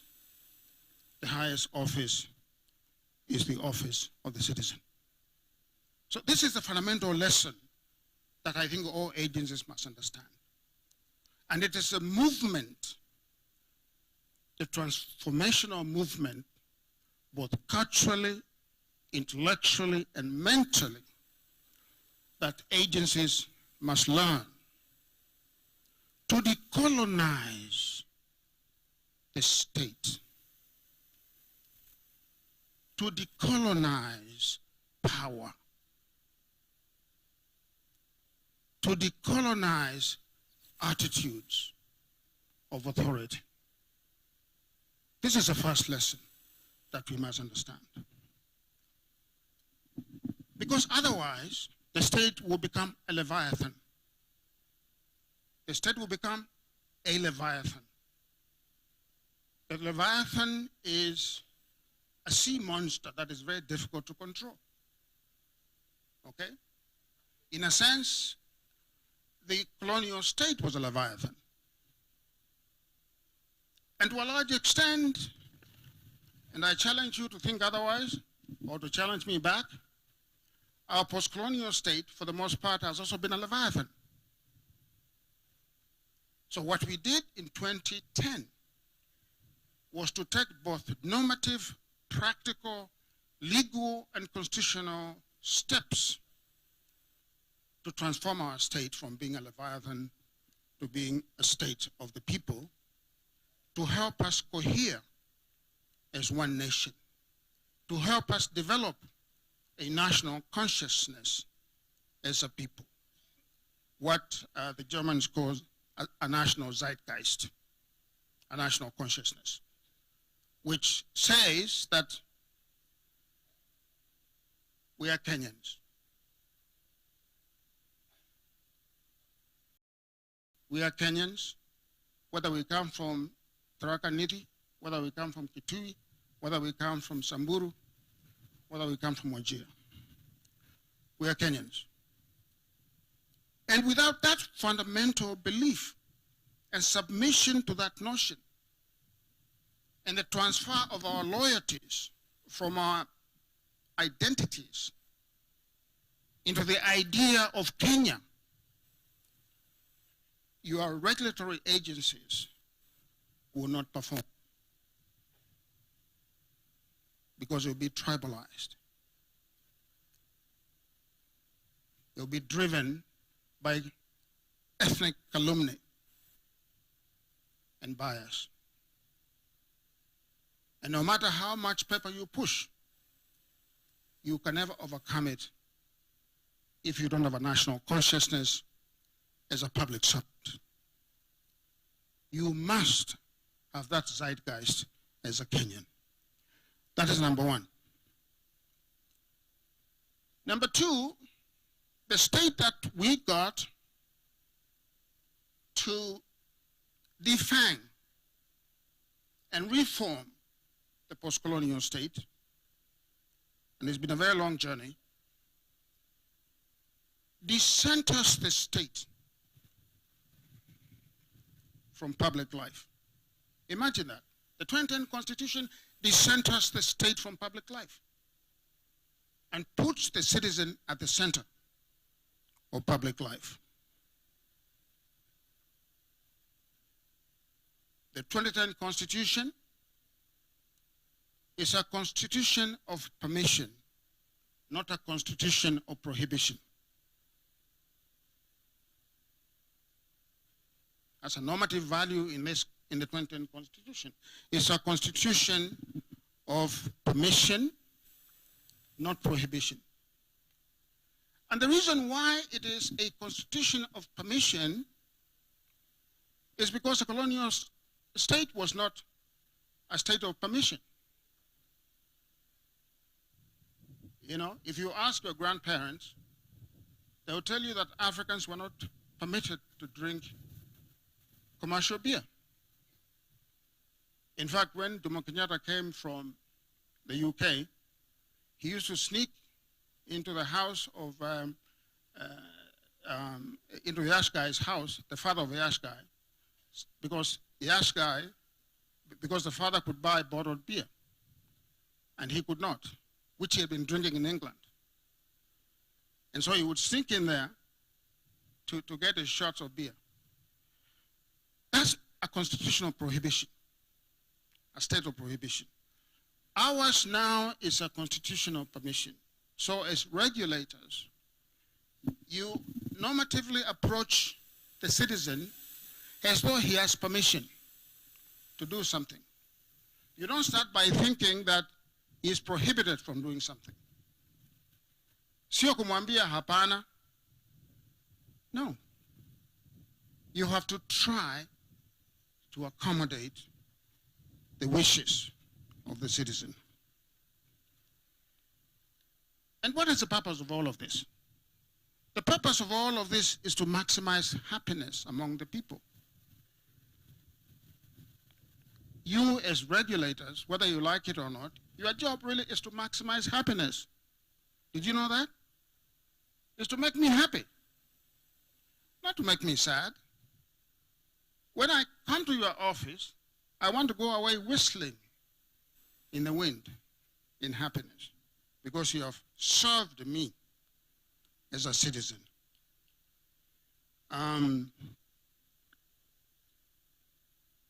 It is a constitution that wants to maximize our potential as individuals. For those who are believers, they will say our God-given potential as citizens. And unless you are fair, unless you apply the law equally and without bias, unless you curb your appetite to be an overlord, you cannot succeed in that mission. The third value in the Constitution is to curb power. We understand curbing power generally in the doctrine of separation of powers, of checks and balances. But that is very abstract because you see courts, you see the executive, and then you see the legislature.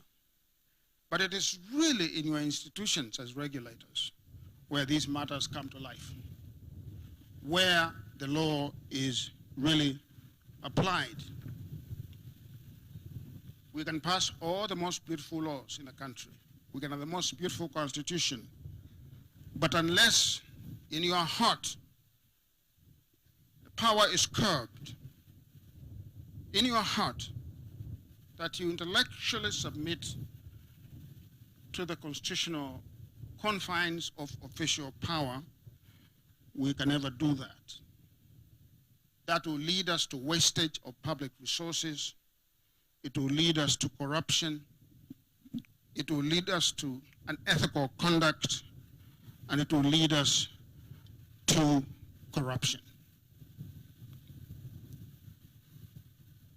I said that we are a state in embryo, a post-colonial state that is trying to become a nation.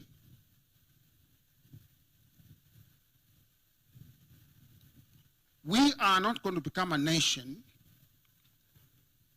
unless the majority of our people come out of poverty. It is not possible at all. We shall be mired in the third world, and in many cases in Kenya, in the fourth world, because that still does exist in this country. That is not a country that can produce citizens. That country produces subjects. And so your job as regulators is to be a public trust for the resources of this country, as public trust, as a public, so that we can have things to reinvest in our people.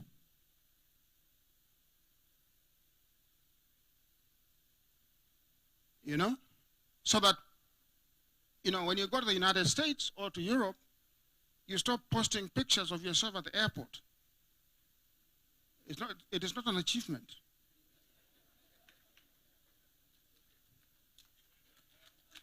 It is not. I haven't seen people posting pictures of themselves when they go to Bangui or they go to Bujumbura. But wait until they land in New York. They'll flood Facebook with all kinds of pictures. We want to be proud of our country. Okay? And so to do that, we must stop wastage. We must stop corruption. And it starts with your agencies. Your agencies cannot be a toll station for public service. You cannot demand a kickback or a fee for doing that which you are mandated to do. And if you do that, you don't deserve to be in public office. I want to commend the Deputy President for one thing. I've listened to many of his speeches and read many of his writings. And the school of thought that he referenced to, TWAIO, Third World Approaches to International Law, of which I'm one of the founders, along with another Kenyan called James Gadhi, who teaches in Chicago. That school seeks to deconstruct power and hegemony, so that power and hegemony can go away and be used in a humane way. The Deputy President, in his writings, I've distilled his, his philosophy of the state. I don't know whether he knows that I've done this, but I've done it. He thinks of a state of empathy, not a state of antipathy. That's what he thinks about. I was worried for him when he was Minister for Interior, because that's a very tough ministry. But he did not disappoint me.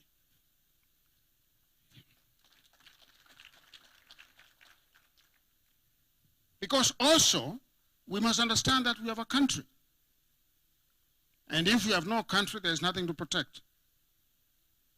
And so sometimes we have to apply the law to make sure that the country remains stable. I want to conclude with a few remarks. One is I have seen the indexes, the matrices of performance that have been put forward here. And they're very good. And I commend, the Chief of Staff for this vision. But I also want to say that, do you know what citizens think about what you are doing? Because we've said that the citizens are sovereign. Do you know what they think? Because you cannot just come here and grade yourselves and give yourselves an A. I think I saw someone giving themselves an A. You cannot do that. And you cannot grade yourselves in front of your peers because you are conflicted. I want you to ask citizens what they think about what you've done. Ask them. Apply some scientific method of assessing what our citizens think about what you've done, how you are performing, not just with this particular, transformation effort, HOPS, but going beyond, today. What do citizens think about our regulatory agencies? What do they think should be changed? Okay? Because one of the values in the new constitution, of course, as you know, is public participation. What do they think? And if you can answer that question, you'll be able to answer the next question that I'm going to put to you. And that next question is the one that was asked by the late Honorable Raila Odinga in an executive retreat last year. I think the Deputy President, you were there. Of course, Hobbs, you presented very ably there. And the question that was asked there was, as civil servants, as public servants, are we carrying the people along? Are we carrying the people along? What do the people think? Perhaps we are not supposed to be talking politics here. But you know, all life is political. Don't let anyone lie to you. All life is political.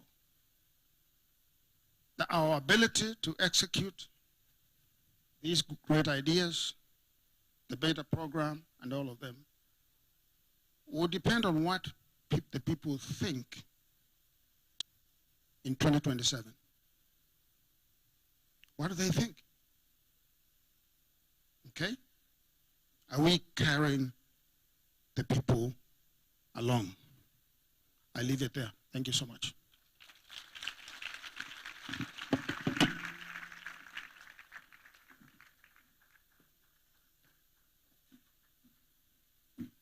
Another round of applause for Professor Makao Mutua. We can do better than that, Jameni.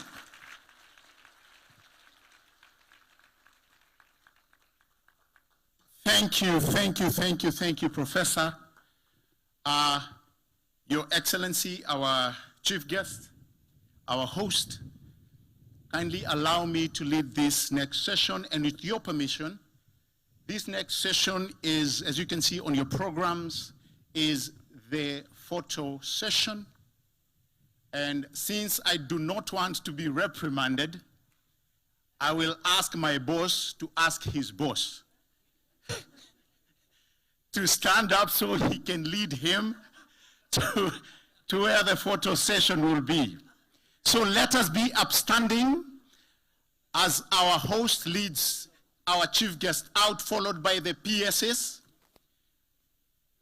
Everybody else, kindly remain where you are as we allow that first group to exit. Na tunaweza mpigia makofi anapotoka kwa hema.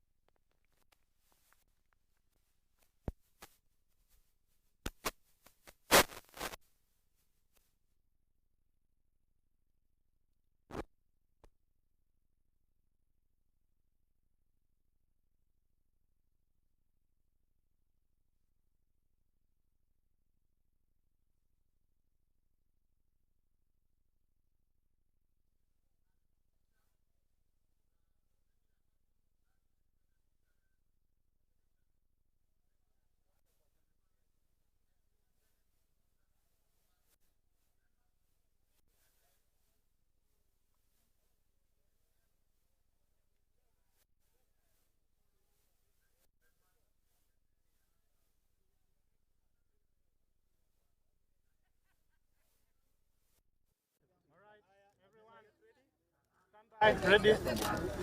And in 3, 2, 1.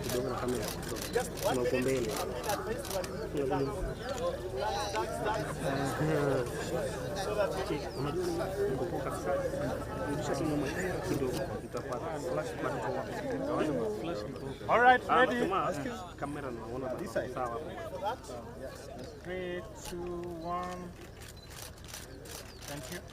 Thank you. Now the PSS will step aside, then you have all the chairs. Chairs facing. PSS is funny, but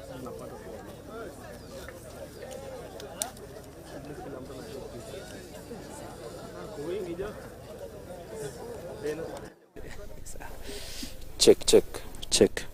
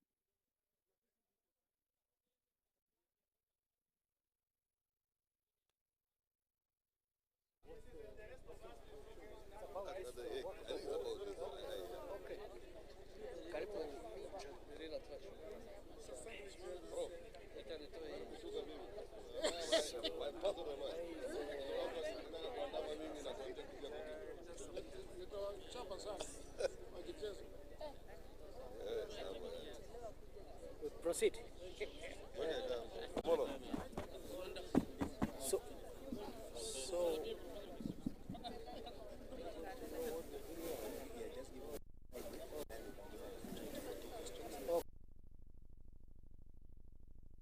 Is it morning? Good afternoon, ladies and gentlemen. Are we ready? Are we ready? Thank you very much. Yes, as you're aware, we are here at SEKU since this morning in a very important exercise which has been convened by the Office of the President.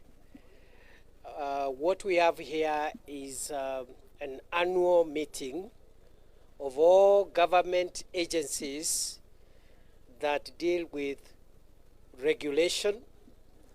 And by regulation, I mean the government agencies that assist the people of Kenya, the citizens of Kenya, to acquire what they require to do business or to also participate in national life.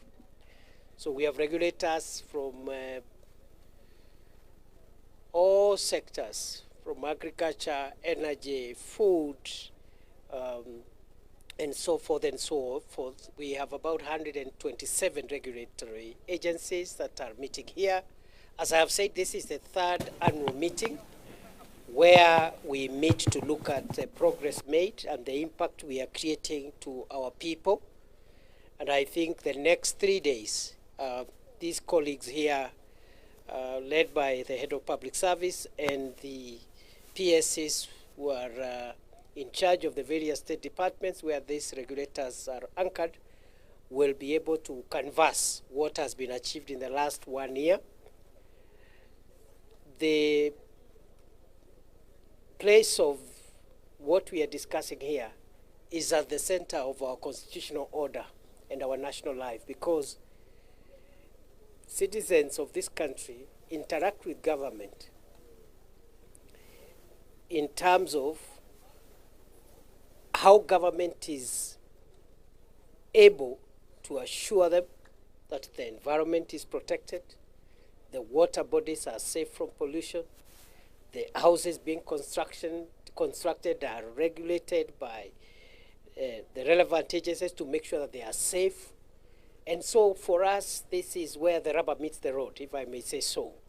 This is where citizens interface with government on a daily basis and realize that since regulators wield a lot of statutory and constitutional authority, it's always good for us in the whole of government to assemble ourselves every year and even in between to make sure that we are doing the right thing, and this right thing is impacting on the citizens of this country, receiving feedback from ourselves but also from other stakeholders. And we've been challenged this morning that one of the things we need to do more is also to encourage feedback from members of the public on what they need, what they think should be done better to regulate our environment, our natural resources, our education, our health, and all the other spaces that are represented here. So it's a very important point for reflection.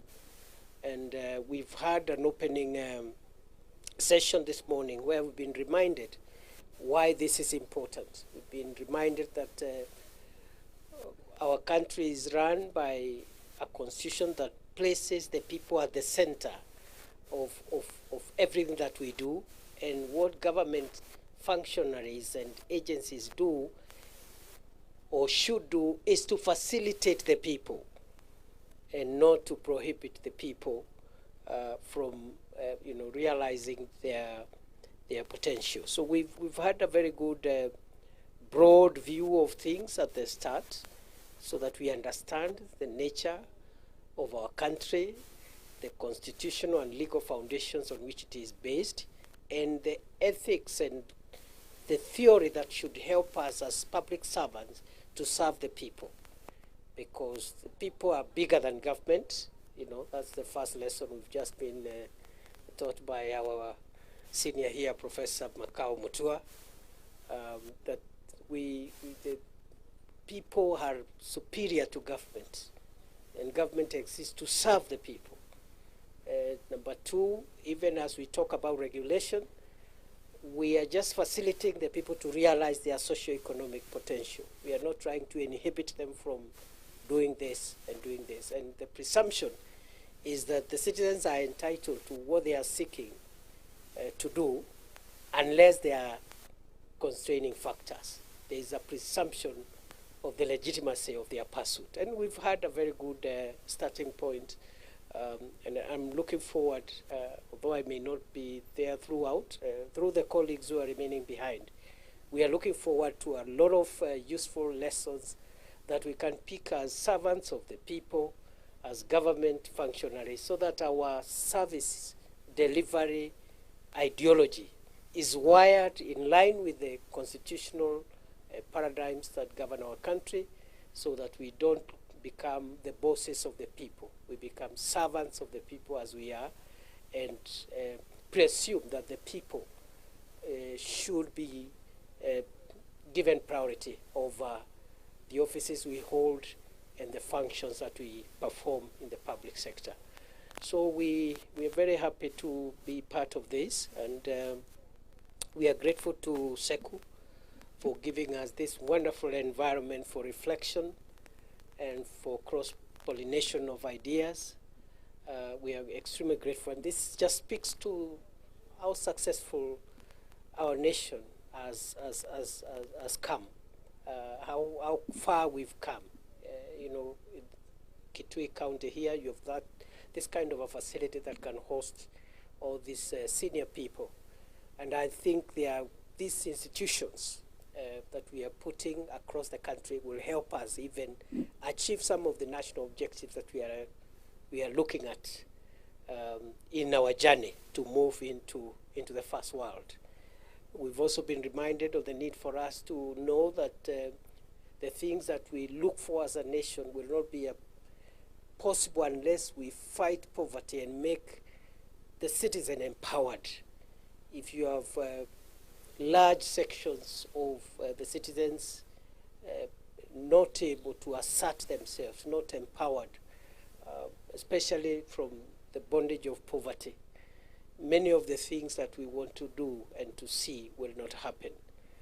And I think on this note is a good space, a good place for me to say that this Kitui, this SEKU and this Kitui has given us a very good opportunity. However, we know recently there was a small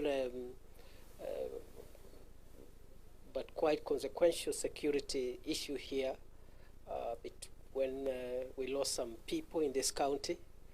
I think just slightly over a week ago, and we are taking that incident extremely seriously as government. And I think it's a good place for me when I'm in Kitui to say that what happened recently in this county is a serious infraction on our stability as a nation. We are taking every effort to make sure that those who are responsible for the death of quite a number of Kenyans, we take action. But more importantly, we want to make sure that we don't have incidents like this reoccurring, because they push us backwards.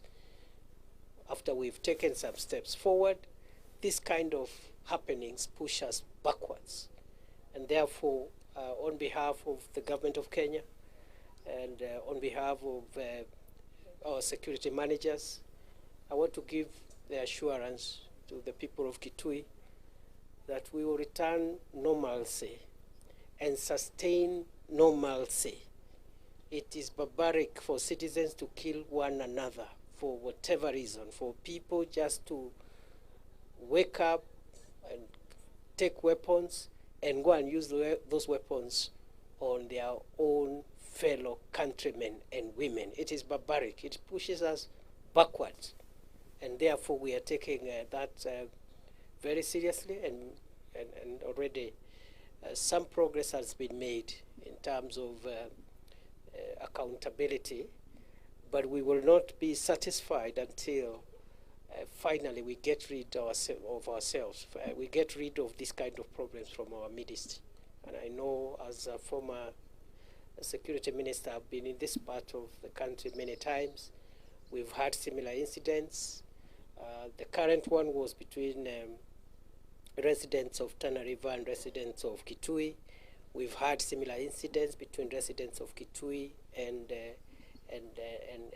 the recent one was Garissa, Kitui, but we have also had incidents between Tana River and Kitui and many other parts of our country that still have a tenuous security environment, which we must firm up and make sure that our country is safe, it is secure, it gives dignity to people, and when they wake up in the morning, they don't expect that another citizen will come from nowhere with a gun, with a knife, and end their life in a brutal manner.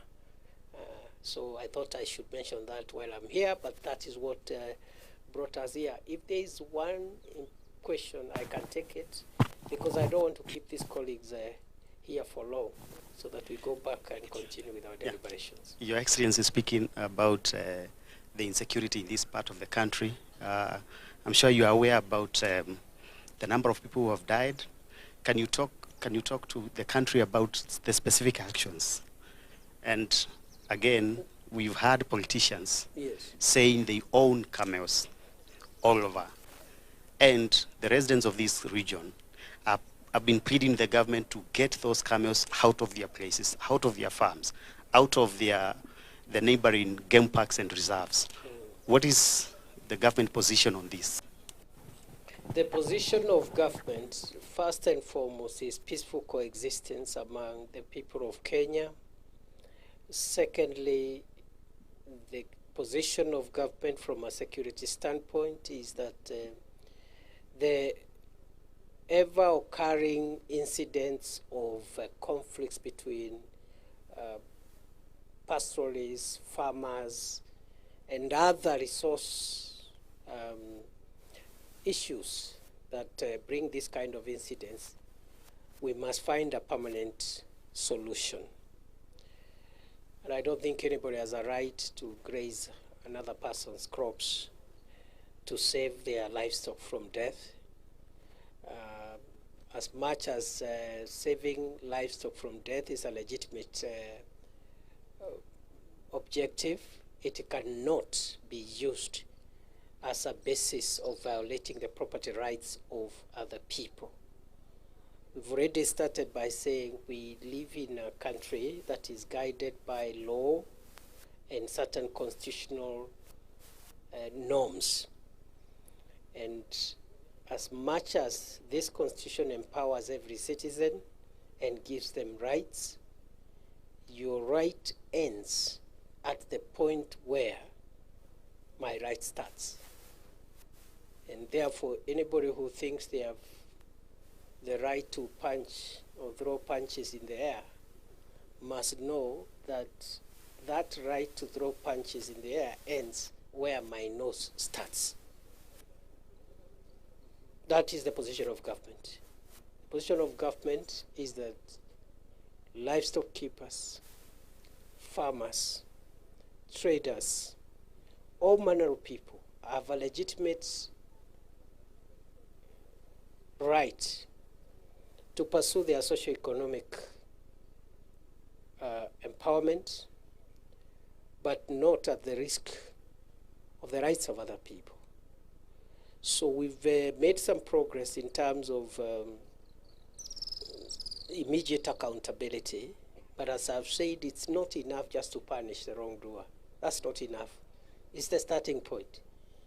The starting point is to make sure that that interface between livestock and crops is sustainably managed. And I think our managers here, security officials, have been instructed on what to do.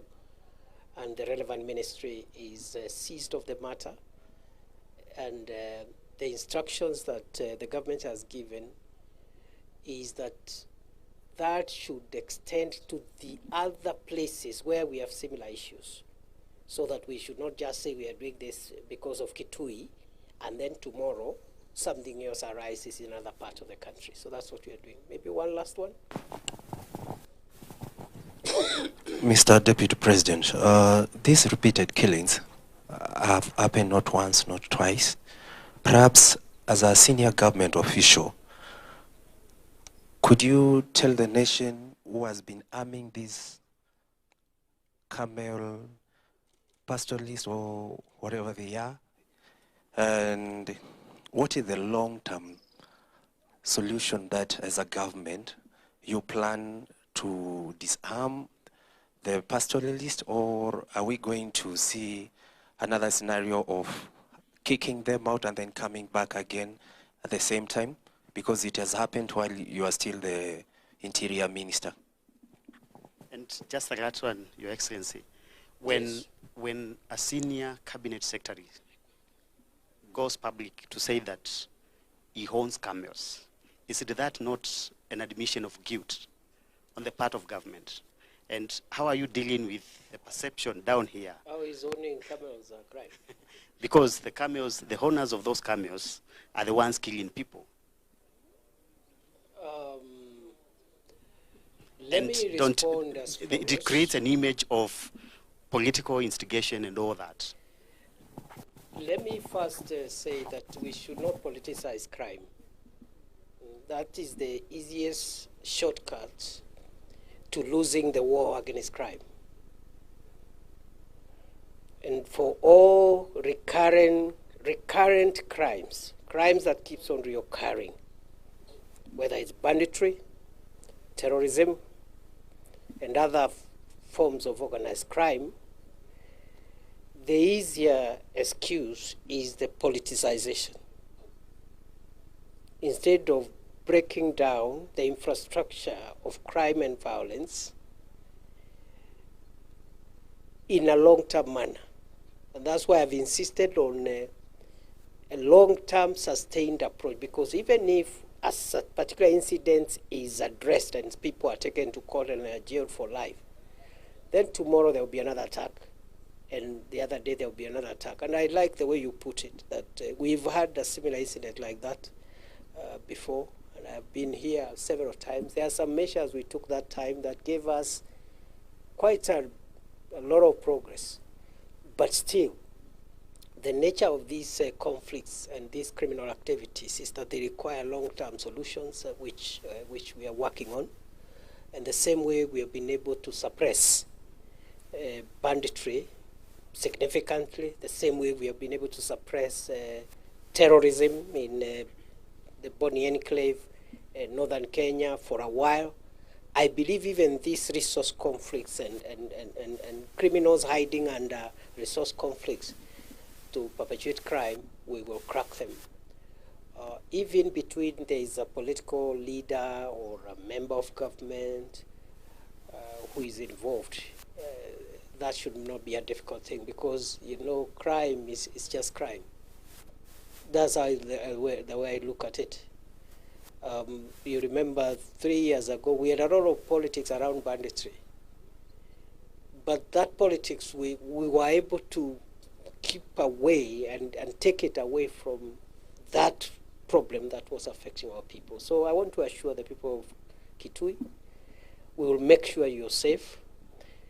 The government has directed all those who are responsible to make sure that this should not be treated as just an incident, but it should be seen as a window to firm our hand as government, not for Kitui County alone, but for the rest of the country. And nobody, as I have said, has a right to infringe on the right of others simply because they are pursuing their rights. Thank you very much. Have a good afternoon. Buena siku njema.